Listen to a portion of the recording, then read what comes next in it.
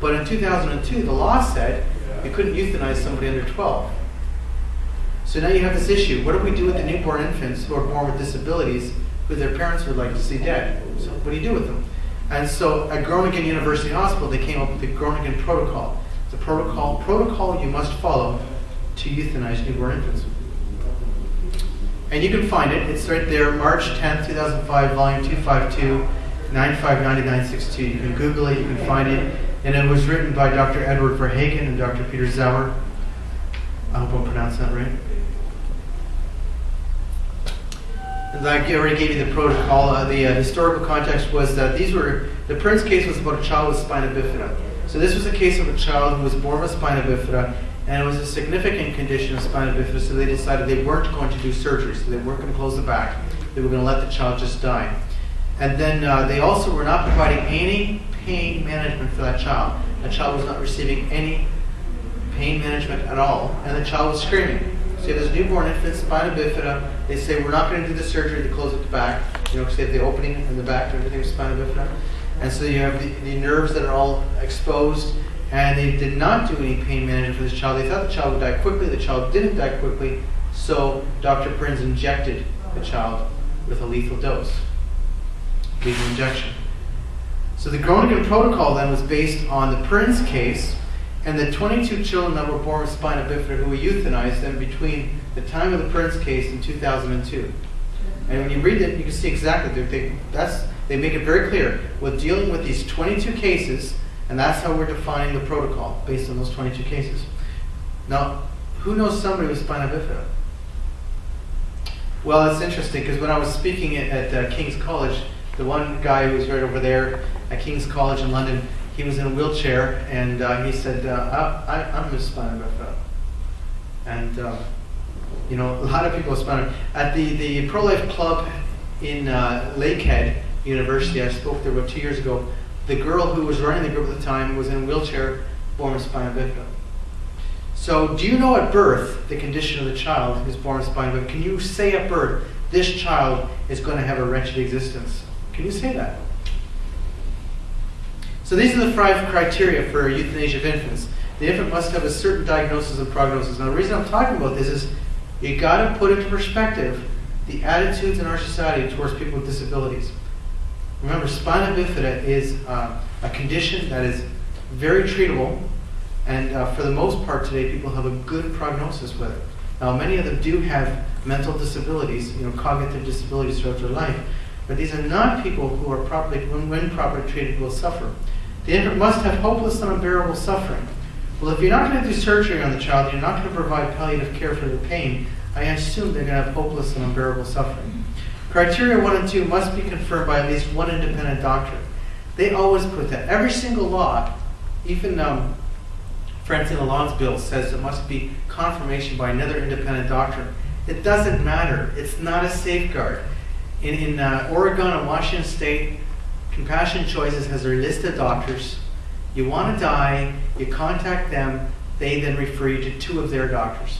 If a parent wants the child to die by euthanasia, see, parents must give informed consent. If the parent wants this to happen, then they'll simply find 2 doctors who are willing to agree to it. It's not a problem. Not a safeguard. The procedure, and the other thing, when did physicians become the great moral agents of our culture? I asked that question. I'm not saying there's anything wrong with physicians. I'm just saying they're no greater moral agent than you or I. The procedure must be carried out in accordance with accepted medical standard. When was euthanasia of newborn infants accepted medical standard? Each act of euthanasia must be reported to the Attorney General. Well, that's always in the bills, every single one of them. Even the Lawns bill says that. I didn't even point that out because it's a stupid thing. Why? It's after the fact reporting. The child is dead. Now we will report. It's the same thing in Oregon. It's the same thing in Washington. In Oregon, after you die, the physician must fill out the report.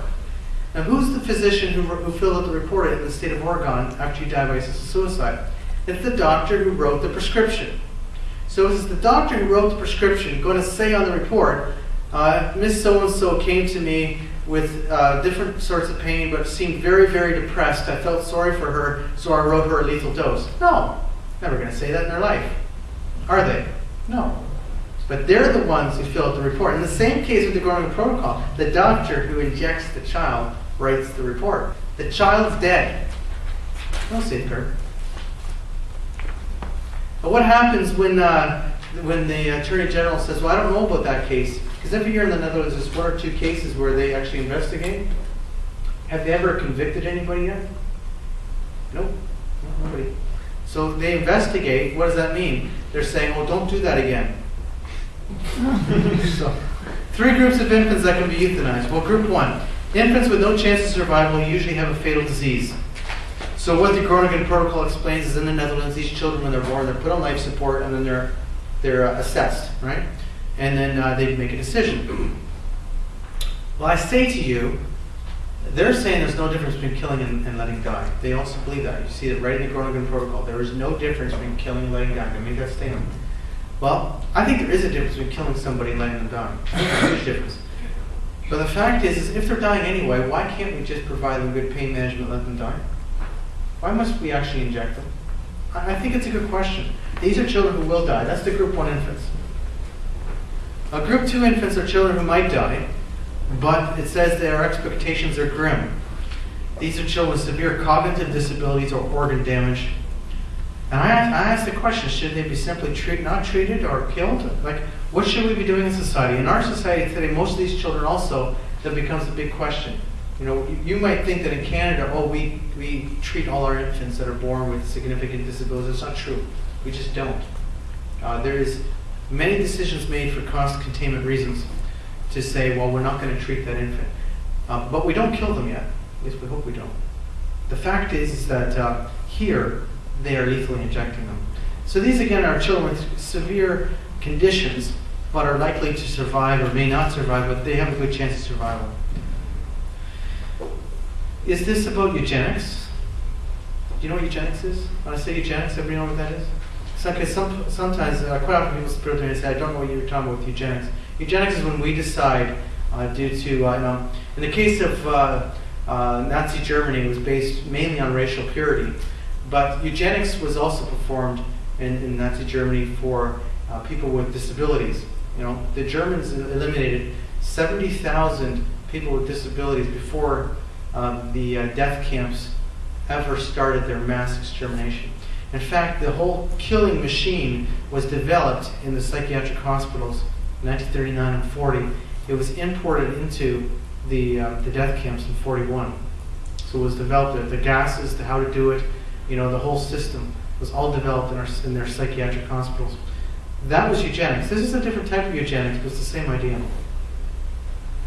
Group 3, infants with a poor prognosis who do not depend on technology for their physiological stability. So these are the children who are going to survive, and they don't need medical treatment to survive. These are the ones who are not going to die.